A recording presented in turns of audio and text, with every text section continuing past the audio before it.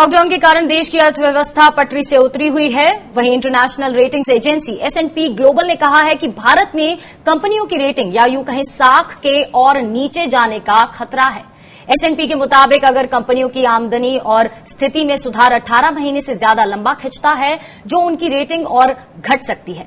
S&P global ratings ने कहा कि भारत की करीब 35% कंपनियों का आउटलुक या तो नेगेटिव है या फिर वो नकारात्मक प्रभाव के साथ निगरानी में है। S&P ग्लोबल रेटिंग्स से जुड़े क्रेडिट एक्सपर्ट नील गोपाल कृष्णन के मुताबिक ज्यादातर रेटिंग्स के मामले में कॉर्पोरेट्स की आमदनी अगले 12 से 18 महीने में सुधर जाएगी, लेकिन अगर मंदी ज्यादा लंबे समय रही तो कंपनियों की रेटिंग के और नीचे जाने का जोखिम रहेगा। S&P ग्लोबल रेटिंग्स का यह भी कहना है कि भारतीय कंपनियां साख में कमी को लेकर बेहतर स्थिति में नहीं हैं और इसी वजह से इन कंपनियों का डेट फंडेड कैपिटल एक्सपेंडिचर यानी कि पूंजीगत व्यय ऋण है। इसके अलावा इन कंपनियों के पिछले 2-3 साल में एक्विजिशंस यानी अधिग्रहण किए गए हैं। S&P ग्लोबल के मुताबिक भारतीय कंपनियों की रेटिंग कोरोना संकट के पहले ही बिगड़ने लगी थी। मिसाल के तौर पर सिंगल बी रेटिंग वाली कंपनियों की संख्या 2019 के आखिर तक बढ़कर 33% हो गई थी, जबकि 2016 में ऐसी कंपनियों की संख्या महज 13% थी।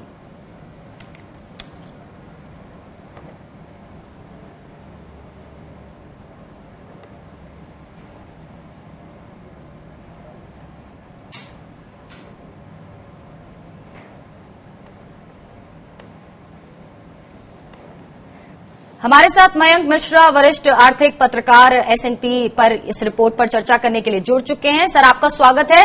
सर, ये जानना चाहूंगी S&P की ये रिपोर्ट देश के कॉर्पोरेट सेक्टर की हालत के बारे में क्या संकेत दे रही है?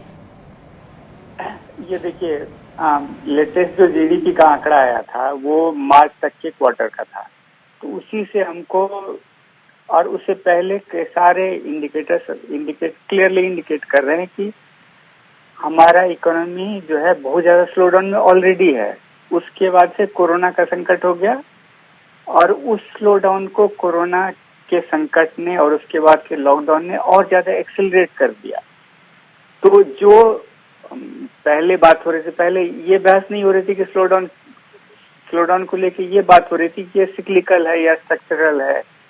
सिक्लिकल का मतलब ये है कि साइकिल होता है कि एक बार नीचे आता है फिर ऊपर आता है। कुछ लोग बोल रहे थे कि नहीं, कुछ गड़बड़ी है फंडामेंटल, इसके चलते हमारा जो स्लोडाउन है वो स्ट्रक्चरल है।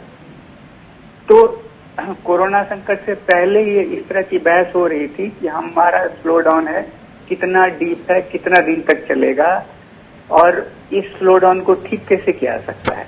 उसके बाद से फिर कोरोना का संकट आ गया। कोरोना के संकट में अब सोचिए ना कि हमारा लॉकडाउन जो है करीब 2 महीने से 3 महीने तक का हो गया जी। तो अब किसी भी देश में या किसी भी परिवार में किसी भी इंडिविजुअल को अगर आप बोलें कि तुम साल में 12 महीने के बजाय सिर्फ 9 महीने ही कमाओगे और 12 महीने का तुमको खर्च निकालना पड़ेगा, तो हमारे लिए एग्जैक्टली यही सिचुएशन हो गया। हमारी इकोनॉमी की एग्जैक्टली यही सिचुएशन हो गई है कि 3 महीने तक इसकी प्रोडक्टिविटी जो है ऑलमोस्ट नेग्लिजिबल है। तो आप सोचिए ना कि 3 महीने कोई ऑलमोस्ट आपकी कमाई जो है 1/10 है या 1/15 है या 5% है, 10% है और बाकी का जो है पूरे साल का आपको उसी पे चलाना है, तो कितना स्लोडाउन आपको ऑलरेडी और बढ़ जाएगा। तो अगर पूरे देश में इतना भयानक स्लोडाउन होगा तो उसका ऑब्वियस सा बात है क्या कि कंपनी के फाइनेंसेस पे इसका असर होगा जी। इसके अलावा इससे पहले भी बहुत सारा चीज हम देख रहे थे कि फाइनेंशियल सेक्टर खास करके एनबीएफसी जो है बहुत ज्यादा ऑलरेडी स्ट्रेस में है और फाइनेंस जो होता है वो ब्लड है सिस्टम का, इकोनॉमी के सिस्टम का ब्लड है वो। तो फाइनेंशियल सेक्टर अगर ऑलरेडी स्ट्रेस में है और उस पर से और इतने सारे संकट ऑलरेडी आपको जुड़ जाएं तो इकोनॉमी का क्या हालत होगा। तो ये जो S&P का है वो जो पहले से हमको पता था उसी को क्लियरली इंडिकेट कर रहा है। जी जी जी।